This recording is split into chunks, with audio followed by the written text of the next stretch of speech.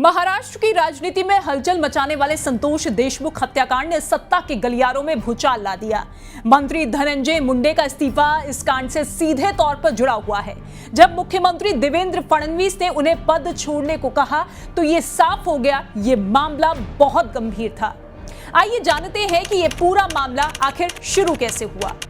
28 नवंबर 2024 ये वही तारीख थी जब इस साजिश की नींव रखी गई। विंड मिल कंपनी के कर्मचारियों का अपहरण किया गया। बदले में 2 करोड़ रुपए की फिरौती मांगी गई। धमकी दी गई कि अगर पैसा नहीं दिया गया तो गंभीर परिणाम भुगतने होंगे।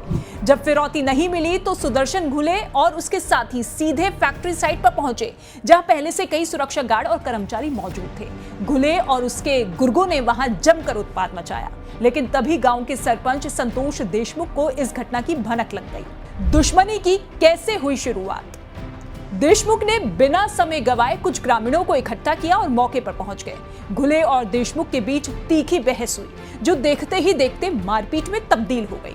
पुलिस ने बीच बचाव कर सुदर्शन घुले को गिरफ्तार कर लिया, लेकिन कुछ ही समय बाद उसे जमानत मिल गई। इस घटना ने घुले के भीतर बदले की आग भड़का दी। उसने ठान लिया कि संतोष देशमुख को इसका खामियाजा भुगतना पड़ेगा।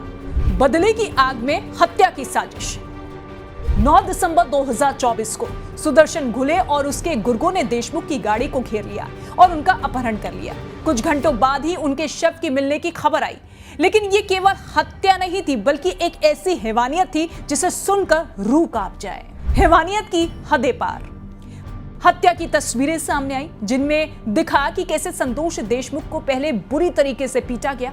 आरोपी जयराम ने उनके कपड़े फाड़ दिए। महेश केदार ने उन पर हंसते हुए सेल्फी ली। जब उसने पानी की मांग की तो प्रतीक घुले ने उनके मुंह पर पेशाब किया। लोहे की रॉड से उनकी बेरहमी से पिटाई की गई और अंत में तार से उनकी पीठ छलनी कर दी।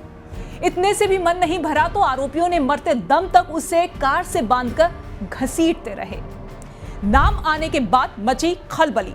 जांच के दौरान एक और नाम सामने आया, वाल्मीकि करण, जो धनंजय मुंडे का करीबी था। करण की गिरफ्तारी के बाद मुंडे पर भी सवाल उठने लगे, जिससे सरकार पर दबाव बढ़ गया। आखिरकार मुख्यमंत्री देवेंद्र फडणवीस के निर्देश के बाद धनंजय मुंडे को मंत्री पद से इस्तीफा देना पड़ा। इस कांड ने न केवल महाराष्ट्र की राजनीति को हिलाकर रख दिया, बल्कि सत्ता, अपराध और बदले की भयावह सच्चाई को भी उजागर कर दिया।